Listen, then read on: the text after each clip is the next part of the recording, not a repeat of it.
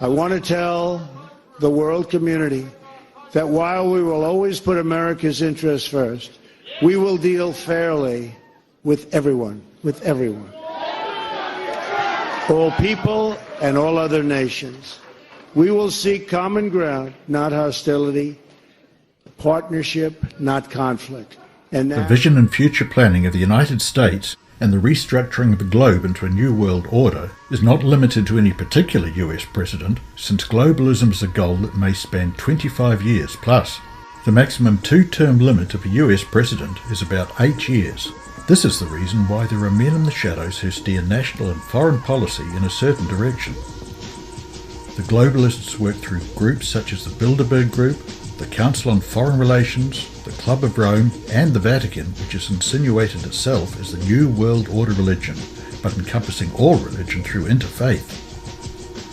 These groups and organisations have built a framework that US presidents must work within, or risk being assassinated.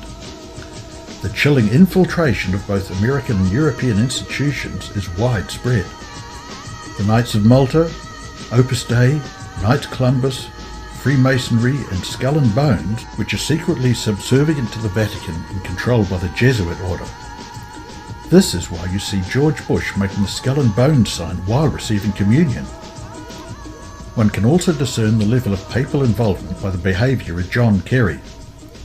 Donald Trump, like his predecessors, must work within the system, including working towards globalist ambitions such as the Club of Rome's plan to divide the world into 10 manageable regions, with the Pope as the supreme ruler. We only have to be reminded of what happened to JFK, who rebuffed globalists, intelligence agencies, secret societies, and the Roman Catholic Church, even though he was a Catholic. JFK did many things contrary to the objectives of the deep state and the Vatican. He wanted to de-escalate involvement in Vietnam, dismantle the Federal Reserve, stated he wanted to smash the CIA into 1,000 pieces, and to his detriment made a speech that greatly displeased the Vatican about the subject of separation between church and state. JFK was essentially a New World Order nonconformist who had to be eliminated. The very word secrecy is repugnant in a free and open society, and we are, as a people, inherently and historically opposed to secret societies, to secret oaths, and to secret proceedings.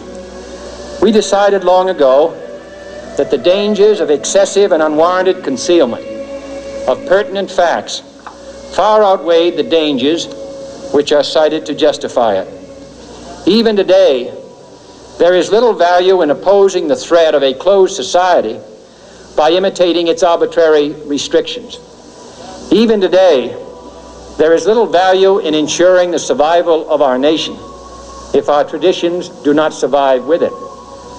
And there is very grave danger that an announced need for increased security will be seized upon by those anxious to expand its meaning to the very limits of official censorship and concealment. That I do not intend to permit to the extent that it's in my control. The event surrounding the assassination of Abraham Lincoln was another event that has been whitewashed by historians and academics. The irrefutable connection to the Jesuit order at the Vatican has been buried under a mountain of frivolous information. Statements from Lincoln himself have been omitted that tell of his anxiety towards an unseen battle with the Pope. Charles Quinniqui, a close friend of President Lincoln, was a disillusioned Catholic priest who had left the Catholic Church and become a Presbyterian minister. He confirmed that the Vatican was behind the Confederate cause, the death of President Lincoln, and that Lincoln's assassins were faithful Roman Catholics ultimately serving Pope Pius IX. The Vatican assassin was John Wilkes Booth, aided and abetted by other staunch Catholics.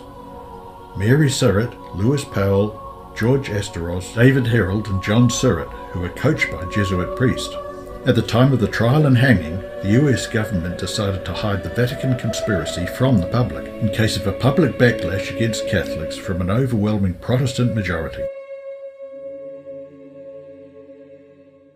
A psychologist stated in TheAtlantic.com that Donald Trump has personality traits of narcissism, disagreeableness, and grandiosity. These personality traits seem undesirable. In many respects, it is a safeguard from the tyranny of the establishment, and the men in the shadows. If you look at those removed from power, like Saddam Hussein, Muammar Gaddafi, as well as leaders whom the US wants to remove, like Assad and Putin, they all have one thing in common.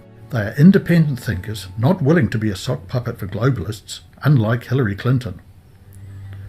Donald Trump would be more likely to do things his own way rather than heed the counsel of advisors of think tank groups and the Jesuit order. Obama was surrounded by Jesuit-trained advisors because he, like Bush, Clinton, and so many other presidents, are not the real power behind the political throne. However, Trump, like Kennedy, is reliant on the Secret Service to protect him, aircraft mechanics to make sure his plane does not crash, and master chefs to make sure his food is not tainted. Trump will have to make concessions or risk being assassinated. Roman Catholic Mexicans are illegally crossing the US-Mexican border, neutralizing the mainly Protestant nation of the US. This is the reason Pope Francis was so upset by Trump's statement about erecting a border wall between the United States and Mexico, as more Catholics in the United States would give the Pope even greater political clout. Grazie Dio che ha detto che io sono politico perché... Thank God he said I was a politician, because Aristotle defined the human person as animal politicus. So at least I'm a human person. As to whether I'm a pawn, well, maybe. I don't know. I'll leave that up to your judgment and that of the people. And then, a person who thinks only about building walls, wherever they may be located, and not building bridges, is not a Christian. This is not in the gospel. As far as what you said about whether I would advise to vote or not vote, I am not going to get involved in that. I say only that this man is not a Christian if he has said things like that. Just when I thought I'd seen it all, it happened. Since last year, when the Pope started calling for us to open our borders up and started saying that we were racist and evil for not doing it, I pointed out that even the New York Times admits Mexico has one of the strictest southern borders with Guatemala in the world, and upwards of a year in prison, forced labor, if they catch you trying to sneak in. So I said, why do we have to be wide open? And then once people get here, put them on welfare and make them collectivist Bernie Sanders voters. And then when I traveled to Rome last year and actually saw the 200-foot plus walls, on average over 90 feet, it blew me away around Vatican City, which they say themselves in the tours is the oldest sovereign nation, tax exempt, above the law in the world. And I mean, I just had word as an example, the Pope. The Pope was in Mexico. Do you know that? Did everyone know, right? He said negative things about me because the Mexican government convinced him that Trump is not a good guy, because I want to have a strong border. I want to stop illegal immigration. I want to stop people from being killed, like Kate in San Francisco, like Jamil in Los Angeles, like the incredible woman veteran, 65 years old, who's raped, sodomized, and killed by an illegal immigrant, okay? So the Mexican government fed the Pope a tremendous amount of stuff about Trump is not a good person, and the Pope just made a statement. Can you imagine? I just got a call. As I'm walking up here, they said, Mr. Trump, the Pope made a statement about you. I said, the Pope? What did the Pope say? I like the Pope. I mean, was it good or bad? Because if it's good, I like the Pope. If it's bad, I don't like the Pope. Though immigration sometimes carries an economical factor, the globalist agenda is to obliterate any sense of national identity so that the Club of Rome can usher in her 10-region agenda. This is the precursor to the New World Order that will give absolute power to the Pope. Yeah, I mean, the question is, why is it happening? I mean, if you research this conspiracy for not very long, you realize that it is like a room of dominoes in a line, and you push one domino down and that creates the next domino to fall. So we've had this situation in the Middle East where we've had all this bombing and destruction and chaos and catastrophe externally created by the United States, NATO, Britain. And this has forced large numbers of people to leave. And this wave into Europe has of genuine people who deserve our help because of the situation that the West has put them in, has been joined by vast numbers of other people who are not refugees but are seeking to get into Europe. And it's being allowed to happen for this reason. And it's been long planned for this reason. They want a world government, a world central bank, world army, and world currency, etc. And under the world government, they want these super states. They want the European Union, of course, the American Union, the Pacific Union, all these super states under the world government. And these super states are designed not to be countries any longer, but to be broken up into regions, subordinate regions that are easy to control. You've talked about this in relation to the United States and North America, and it's planned for the world. Now, the biggest resistance to the breakup and ending of sovereignty is a sense of national identity.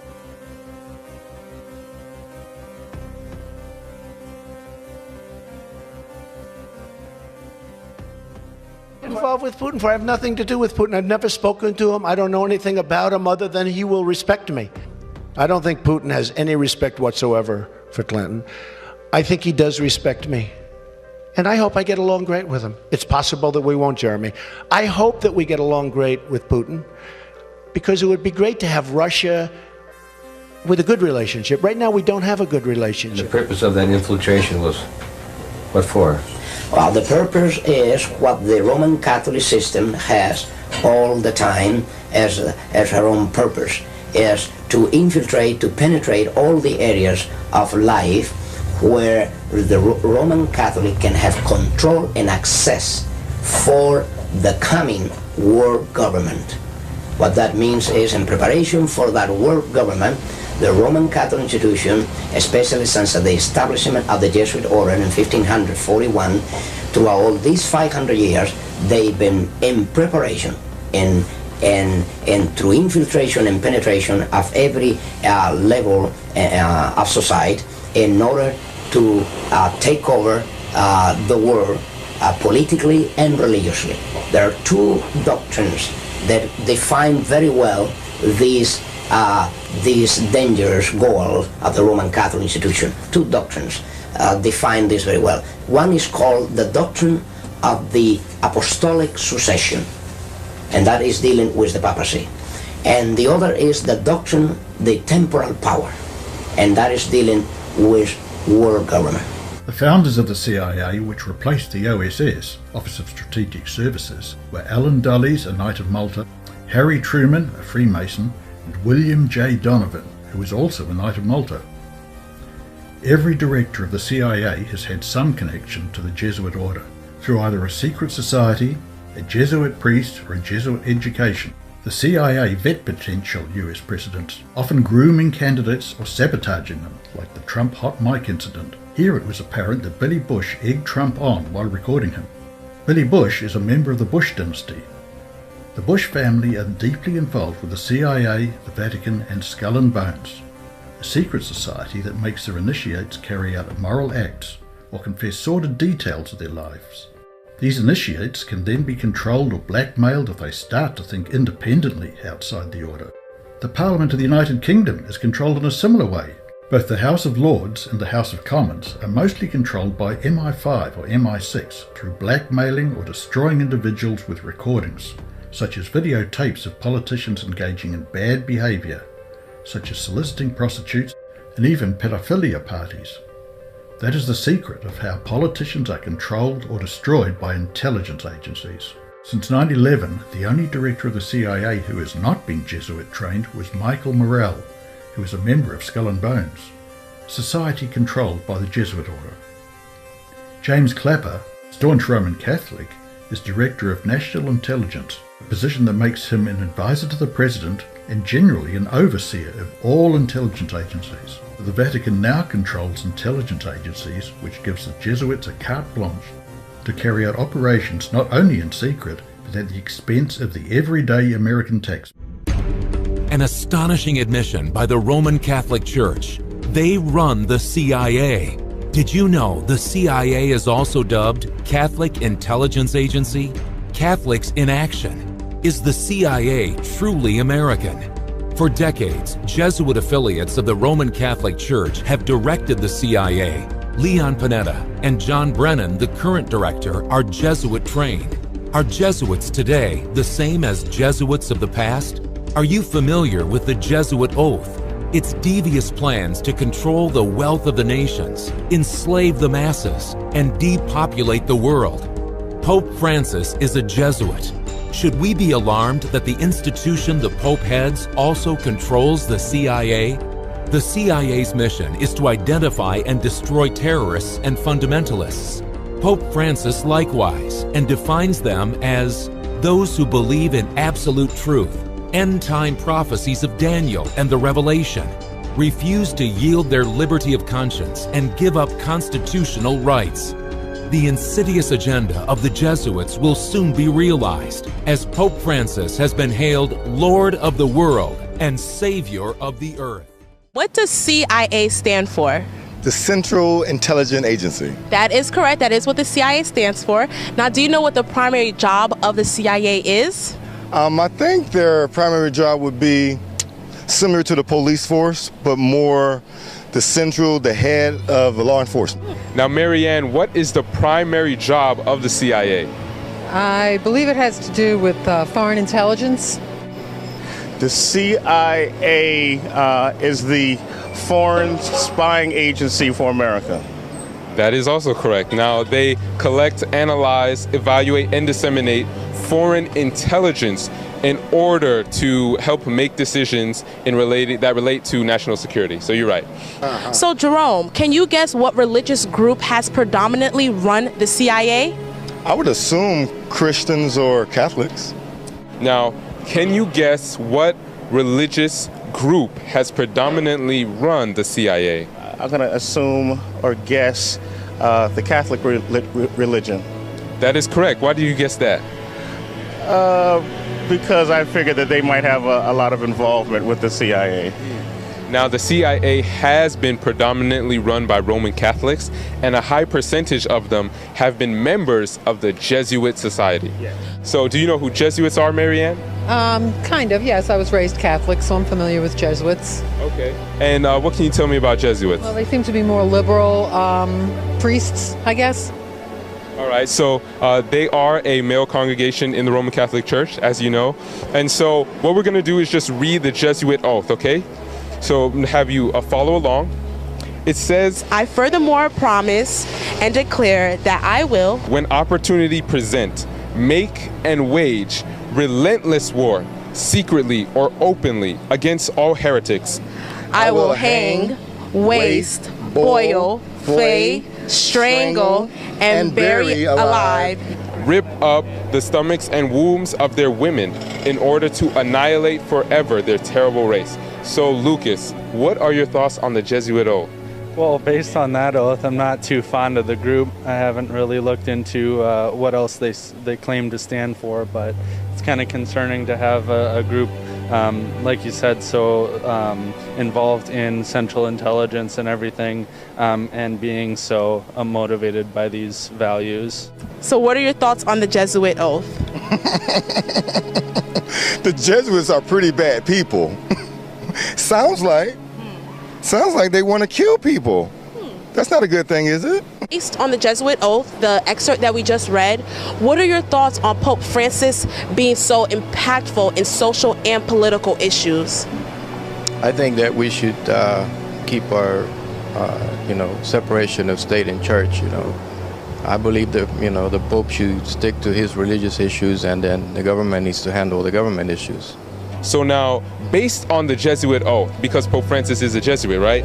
How do you feel about Pope Francis being so impactful in political and social issues? I feel that's a sign of prophecy. So I'm not surprised. It's, the Catholic religion is a religion of a universal religion trying to get everyone in the world to follow their same creed. So that doesn't surprise me. Wow, Sean, I was going to ask you now, are you aware that the Bible tells us there is a time coming when our liberty of conscience will be stripped away, and that those who stand true to the principles of Protestantism will not be able to buy and sell? Yes, Revelation. The Catholic Herald, which is a news publication for the Roman Catholic Church, gives us a new and interesting way to look at the CIA, or the Central Intelligence Agency. by professing right in the very front page of this Catholic Herald News, it states that the Catholic Church thrives in the CIA. The headlines read, "Why Catholics Thrive in the CIA." The agency has been dubbed, and I quote, "Catholics in action," end quote, because the faithful have occupied so many senior positions.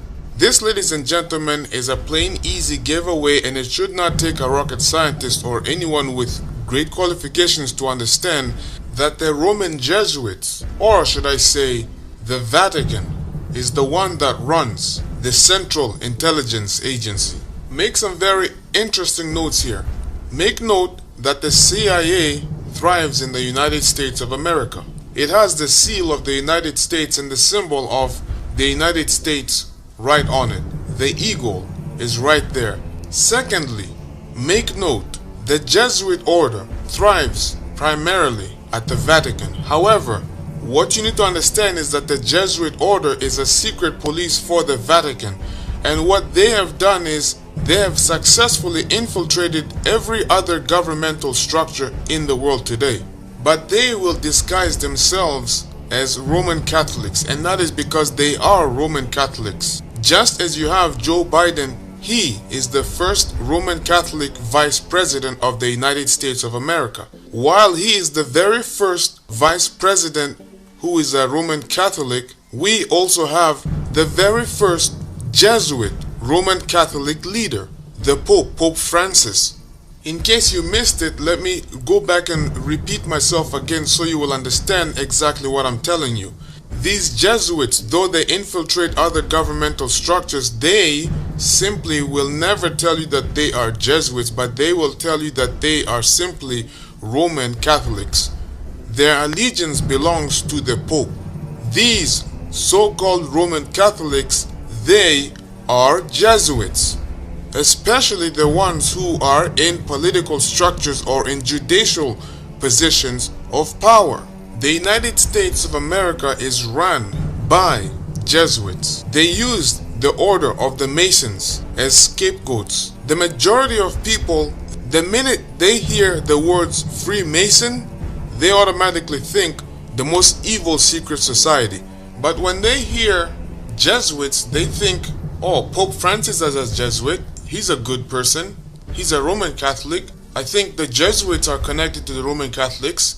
They have hospitals and schools and many other good institutions, so they're not that bad. But that's how they operate. They operate in a very subtle way. The evidence for this is that we see a reflection between America and the Vatican.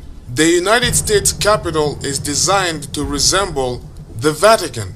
The obelisk in the United States of America also is a direct reflection of the obelisk of Rome and the Vatican.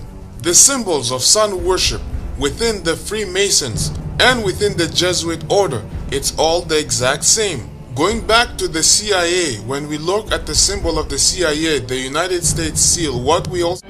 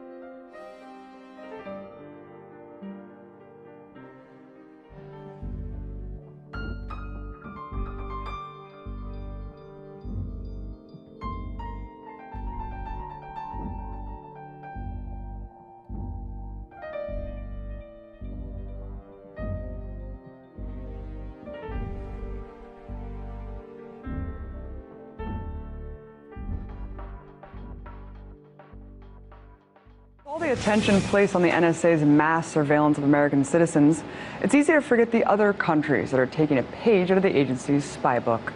Just this past weekend, it was revealed that in 2008, Australia's surveillance agency shared information about the country's citizens with its most trusted intelligence partners.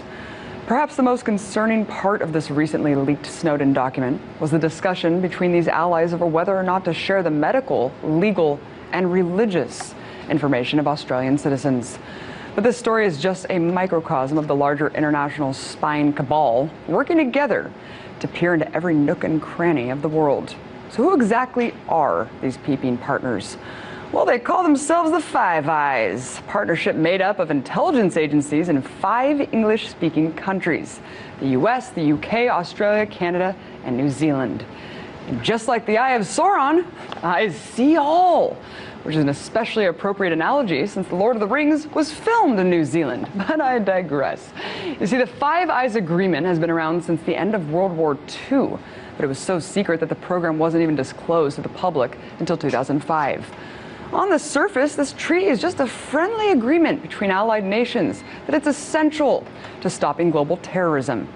But thanks to the Snowden leaks, we now know just what an asinine agreement it's actually being used for: industrial espionage and circumventing those pesky laws that prohibit warrantless surveillance of a country's own citizens.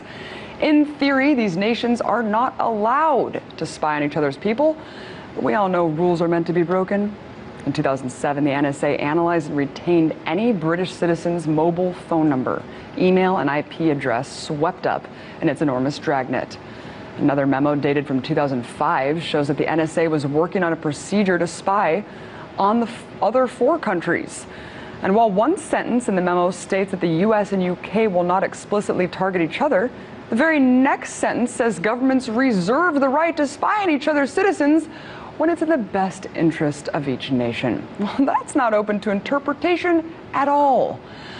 Look, I think it's clear at this point that the myth of the American empire exporting freedom and democracy really means exporting surveillance and subjugation. Guys, there's a lot going on in the world, a lot that you might disagree with. But as much as we protest and complain to our elected representatives, it doesn't seem to shape the actual legislation put into action. Foreign policy is supposed to be drafted between the president and Congress, but that would be too easy, it'd be too democratic. So instead, legislation is now outsourced. Policy prescriptions are made by think tanks and NGOs like the Council on Foreign Relations, the Atlantic Council, and the Trilateral Commission. The idea of having academics researching world issues, pairing with world journalists to help keep our elected officials informed sounds like a good idea, right? Sure. But what happens when the policy recommendations are being made by the councils and think tanks whose board members are the CEOs of some of the biggest corporations in the world? Is it a conflict of interest that many of these councils are run by executives from almost every major industry, from food to media, and most shockingly, national defense? Let's take a look at just some of the few. Council on Foreign Relations. Their mission statement is in part sponsoring independent task forces that produce reports with both findings and policy prescriptions on the most important foreign policy topics. The question I ask is, what sort of policy prescriptions can we expect from a board of directors that includes Madeleine Albright and Colin Powell, both of whom served as U.S. Secretary of State, and Tom Brokaw and Fareed Zakaria, both two well-known establishment journalists? So, these folks aren't even in government anymore, yet they sit on the board of one of the most influential think tanks in the world. Now, if you doubt the CFR's influence, just take a listen of a clip of Hillary Clinton's first visit as Secretary of State to the CFR headquarters right here in Washington, D.C. We get a lot of advice from the council, so this will mean I won't have as far to go to be told what we should be doing and how we should think about the future. What we should be doing and how we should think about the future? Gee, Hillary, you're really letting the cat out of the bag there. Now, you may be wondering why you don't hear about these groups' influence from the corporate media. As I mentioned before, extremely powerful and influential media moguls sit on these boards. They are part of the establishment, and the CFR is only one of these groups. What about the Atlantic Council? According to the Atlantic Council's website, part of their focus is on drafting roadmaps for U.S. policy toward the Balkans, Cuba, Iraq, Iran, and Libya. Now, this is especially interesting because membership of the Atlantic Council includes some of the top defense corporations in the country: Lockheed Martin, Boeing, Northrop Grumman, and Raytheon. So why are the top defense corporations in the world advising our lawmakers on foreign policy? As we know, the revolving door between government and corporations never stops spinning. The Bilderberg Group can be summed up in their goals and aspirations by looking at the founders. Joseph Ratzinger, who once studied to be a Catholic priest in a Jesuit seminary, was concerned about the anti-Americanism in Western Europe. He approached Prince Berhard of the Netherlands, who then in turn contacted Paul van Zeeland of the Catholic Party of Belgium. Prince Berhard contacted Walter Bedell Smith, director of the CIA, and facilitated guest lists through Eisenhower's advisor Charles Douglas Jackson, who was an expert in psychological warfare and director of the defunct OSS, the Office of Strategic Services, the forerunner of the CIA. So the Bilderberg Group founders consisted of royalty, intelligence service directors, a member of the Roman Catholic political party, and the influences of the Jesuit order Novitiate, Joseph Ratzinger. Enough said. Well, secretive and elite. The Bilderberg Group unites the world's most powerful people behind closed doors. It's been happening for decades. Some even believe it's a venue where the world's most rich and powerful conspire to carve out a new world order. RT correspondent Abby Martin was in Chantilly, Virginia today to let us know what's happening outside of the Bilderberg Conference and joins us now to tell us all about it. Abby, nice to see you. So we have a lot of powerful people all in one room. Happens all the time. So what's all the fuss about? Yeah, egregious violation of federal law. There's an act called the Logan Act, which says that you cannot meet with foreign diplomats without congressional oversight. And I think that that's really the main key here is people are like, hold on, why are there 130 of the most powerful world players in banking, mining, oil, food, media, defense, and politics? Why are they all getting together and meeting in secrecy behind closed doors without any congressional oversight or really any awareness of what it is they're talking about?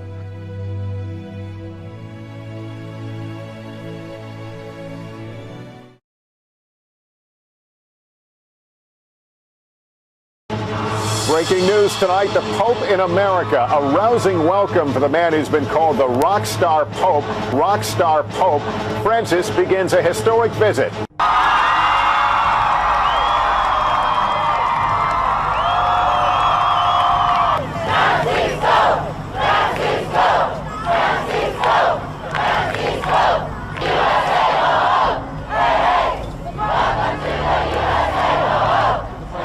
The Pope, the two leaders will speak to the world, then hold a one-on-one meeting with only translators in the room, all before Pope Francis addresses Congress Thursday with Biden in attendance. Even though the president and the Pope are allies on issues ranging from climate change to income inequality to Cuba, even the Iran nuclear deal, the White House refuses to reveal what the two men will discuss. The White House refuses to reveal what the two men will discuss. For the faithful who'd been waiting for hours, the emergence of Pope Francis shortly before 9 a.m. was the thrill of a lifetime. Thousands, led by the President and Mrs. Obama, waited to greet him. And after the official welcoming ceremony, both leaders addressed the significance of the visit. Yet I believe the excitement around your visit, Holy Father, must be attributed not only to your role as Pope. 30 seconds left. Anything else? Yes, I would like to just end with this note. As far as all the things that have happened while the Pope has been visiting here, the thing that bothered me the most is when he said Christ failed on the cross. And I did a report earlier in the day, people can go and look at while I reference certain scriptures, but Christ didn't fail on the cross. He knew he was going to die on the cross, and he said, I'm giving myself willingly. So I was very disturbed to hear something like that. He said that? I didn't know that. That was Christ's ultimate triumph. Yeah, and he said he failed on the cross. There's an ABC News. I'm sure it's on multiple Sounds other like news something the outlets devil as well. would say, Jakari. I think. And if at times our efforts and works seem to fail and not produce fruit, we need to remember that we are followers of Jesus Christ. And his life, humanly speaking, ended in failure, the failure of the cross.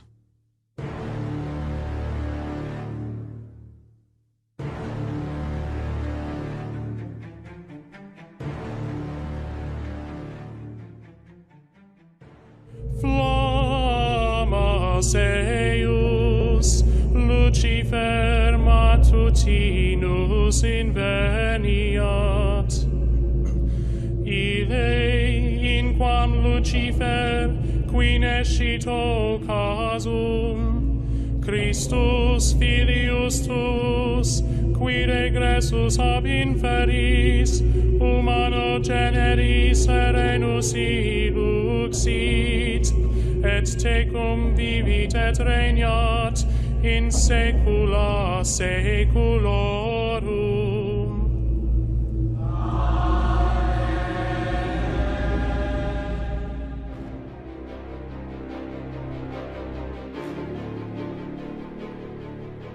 Words from Cardinal Timothy Dolan, but before that, you can see the Pope greeting members of the religious faiths one by one. And as he entered the hall as well, greeting many who were there to see him. This is an important.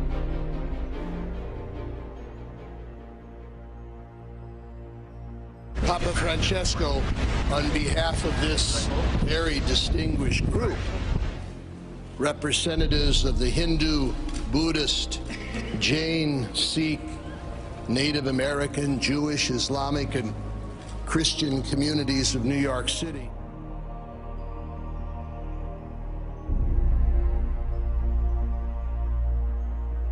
Yes. You say to them, Yeah. look, I have to have the Sabbath Yes. off, Yes. which may I just confess that I learned in my first meeting with Devon. All these years I thought the Sabbath was Sunday. Yeah. I've been going to church. We say worship on the Sabbath, worship on the Sabbath in the Baptist church. And you corrected me. You said, no, Sunday is the first day of the week. Sabbath is Friday sundown to Saturday sundown. That's right. That's I right. stand corrected.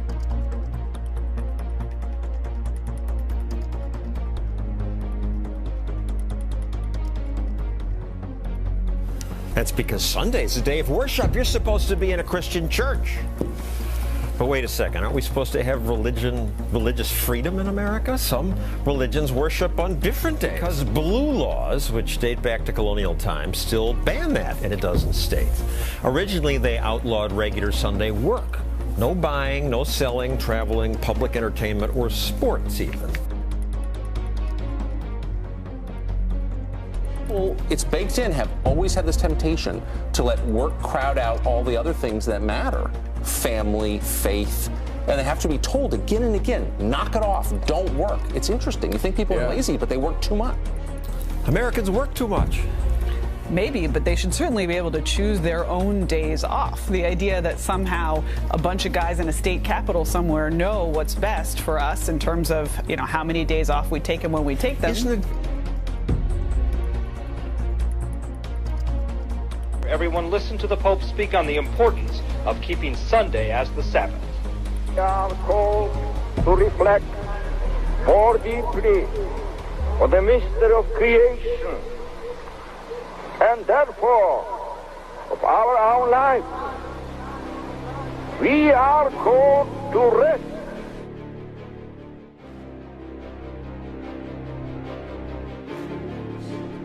Especially those in situations of greater vulnerability or risk. Legislative activity is always based to take care of supportive people. To this you have been invited, called, and convened by those who elect you. Yours is a work which makes me reflect in two ways on the figure of Moses.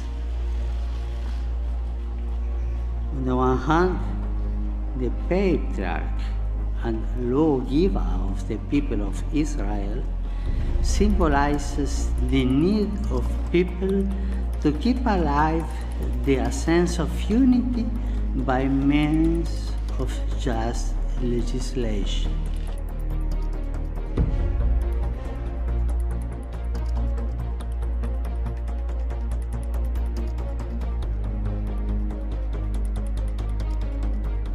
Our particular campaign in the European Agency for Safety and Health at Work is about psychosocial risks and stress in the workplace. And the reason we decided on that topic is because our board is tripartite, governments, unions and employers.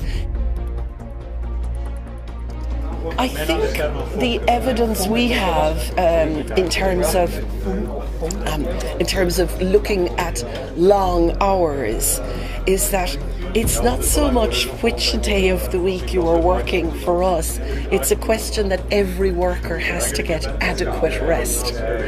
Now, there are other cultural issues around the Saturday and Sunday working.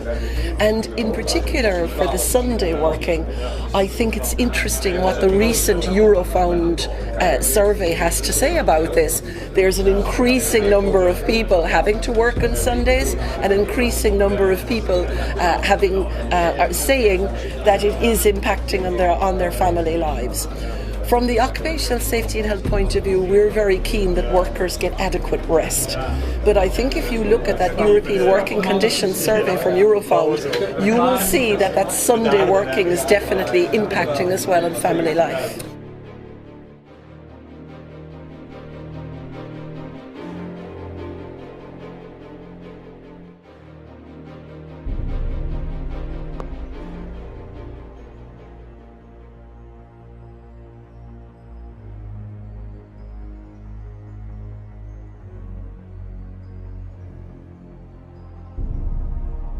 And that no man might buy or sell, save he that had the mark, or the name of the beast, or the number of his name. Stocks up on supplies at the supermarket. But Karin, like most people here in Sweden, won't be paying with cash when she gets to the checkout. I personally never use cash. As you see here, I'm shopping. I use my scanner. When I check out, I'll use my credit card, and my banking I do on my iPhone. So that's it. I don't need any cash. He is now joining the war on cash. We've seen that from the ECB, and they're saying, oh, we should get rid of the €500 note. In the UK, we're seeing the former chief executive of Standard Chartered. He's saying that we should get rid of the £50 note. So there's a war on cash going on. They're saying it's because they want to stop terrorism. They're saying because they want to stop money laundering. But as we've seen over and over, the banks are the ones that are involved in that anyway. So popular culture proclaims the RFID chip is the mark of the beast. However, let us first ponder the scripture. And he causeth all, both small and great, rich and poor, free and bond, to receive a mark in their right hand or in their foreheads, and that no man might buy or sell, save he that had the mark, or the name of the beast, or the number of his name.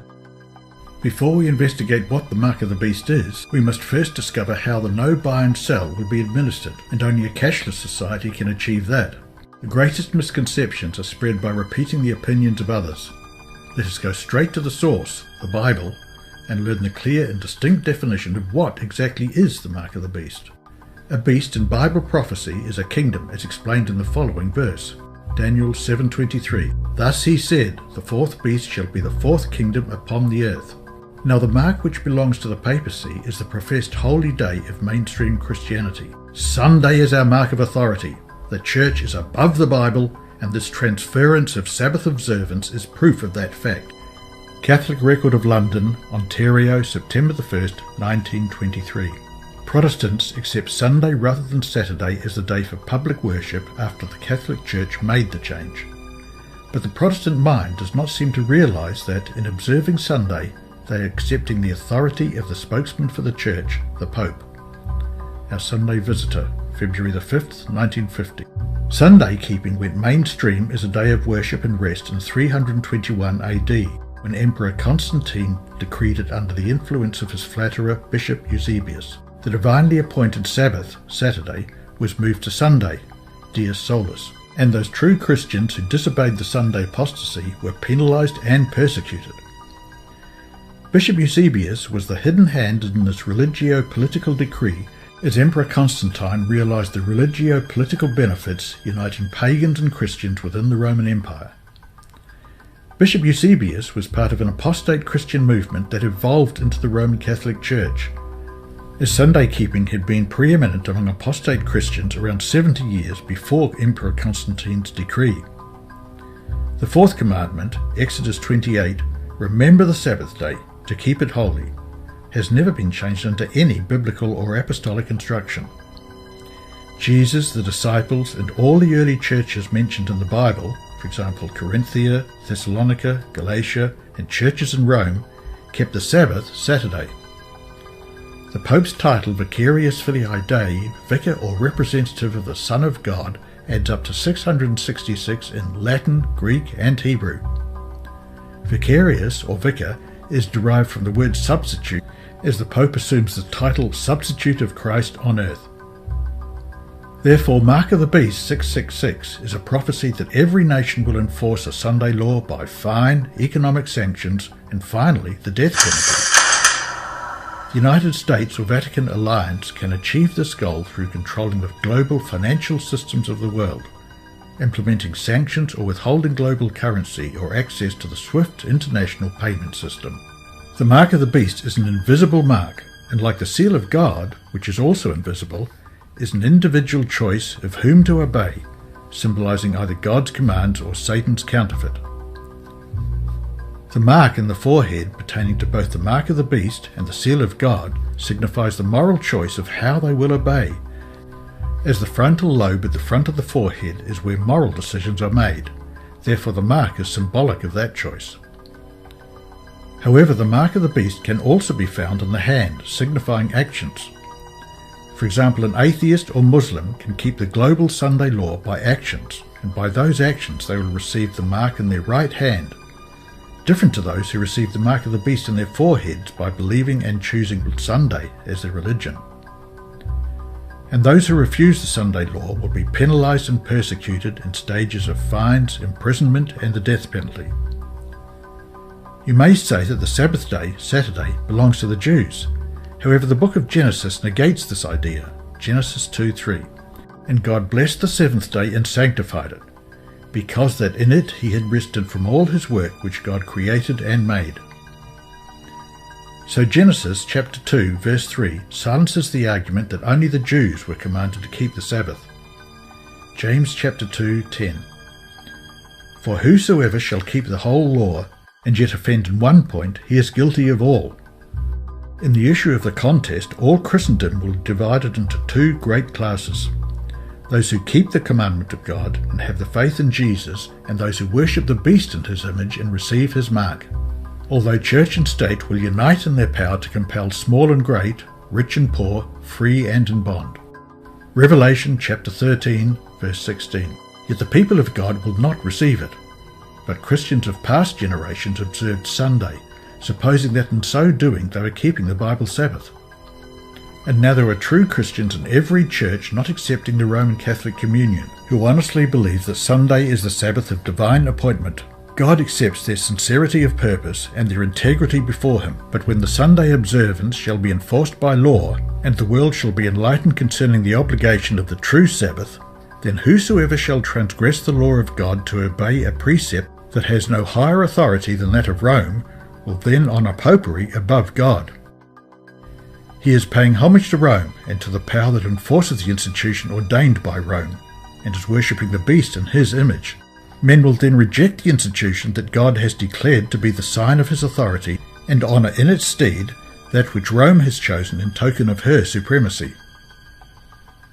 They will have then set their sign as their allegiance to Rome, the mark of the beast, and it is not until the issue is plainly set before the people and they are brought to choose between the commandments of God and the commandments of men. Those who continue in transgression will receive the mark of the beast. Many think the RFID chip will be the mark of the beast. However, this theory does not pass the biblical test, but nevertheless the RFID chip, facial recognition machines, smart card with SIM, Apple Pay, and many other identification cards a validation that a world government can implement a no-buy-sell ultimatum if the Pope's mark Sunday law is not observed.